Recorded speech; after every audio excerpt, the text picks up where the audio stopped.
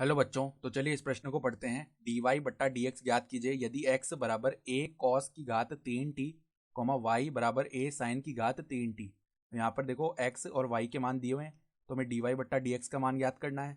तो प्रश्न में आगे बढ़ने से पहले इस प्रश्न से संबंधित जो मुख्य उदाहरण है उसकी हम चर्चा कर लेते हैं। देखो मुख्य उदाहरण,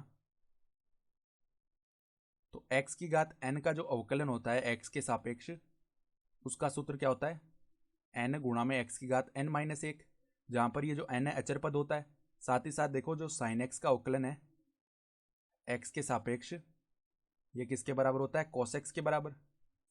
और जो cos x का अवकलन होता है x के सापेक्ष, वो किसके बराबर होता है? माइनस साइन x के बराबर। ठीक है, तो ये होते हैं सूत्र। तो अब देखो हमारे पास में सवाल में जो x का मान है वो किसके बराबर दिया हुआ है? x बराबर में a cos की घात 3t। ठीक है, तो अब देखो दोनों पक्षों में t के सापेक्ष अवकलन करने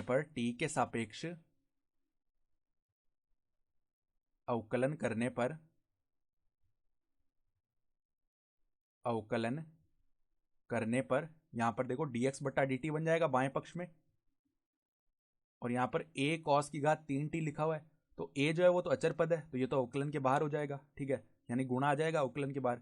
फिर cos की घात 3t का अवकलन किया है t के सापेक्ष, तो पहले x की घात n वाला सूत्र लगेगा, तो 3 आगे आ जाएगा और cos स्क्वायर t बन जाएगा। फिर श्रृंखला नियम से cos t का पुनः अवकलन किया, तो ये माइनस का साइन t बन जाएगा। ठीक है, ये सारे पद गुणा में है। ठीक है, तो dx बट्टा dt का मान क्या बन गया? dx बट्टा dt बराबर में आ जाएगा -3a sine t cos square t. ठीक है, ये बन गया। इसको बोल देते हैं समीकरण 1। तो अब देखो y का मान किसके बराबर है? y बराबर में a साइन की घात 3t, ये लिखा हुआ है। तो देखो दोनों पक्षों में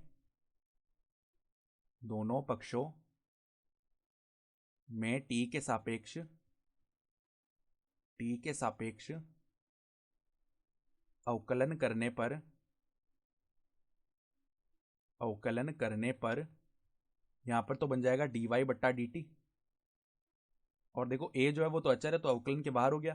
फिर यहाँ पर साइन की घात 3t लिखा हुआ है, तो x की घात n की तरह पहले इसका अवकलन किया, तो 3 साइन स्क्वायर t बन जाएगा। ठीक है, फिर श्रृंखला नियम से साइन t का पुनः अवकलन करेंगे तो cos t बन जाएगा। ठीक है, अर्थात dy बट्टा dt का जो मान है वो किसके बराबर आ गया? 3a sine square t cos t के बराबर। इसको बोल लेते हैं समीकरण 2। तो अब अगर हम समीकरण 2 बट्टा समीकरण 1 करें, समीकरण 2 भाग समीकरण 1, तो देखो बाएं पक्ष में क्या आएगा?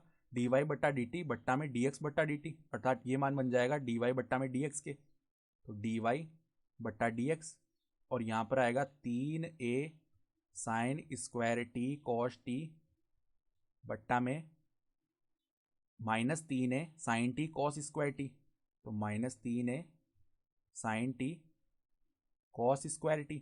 ठीक है, तो यहाँ पर देखो 3a से 3a भाग हो गया, और एक साइन टी से एक साइन टी भाग हो जाएगा, ऊपर साइन टी बच जाएगा, और नीचे देखो कॉस टी बच जाएगा केवल। ठीक है, तो माइनस माइनस देखो ऊपर तो बच जाएगा साइन टी, बट्टा में नीचे बच जाएगा कॉस टी, तो ये माइनस का टेन टी हो गया। तो हमारा डी वाई बट्टा डी एक्स का जो मान है वो क्या आ गया? माइनस का 10t, और यही हमारा उत्तर हो जाएगा। तो आशा करता हूँ कि आपको ये प्रश्न समझ में आया होगा। धन्यवाद।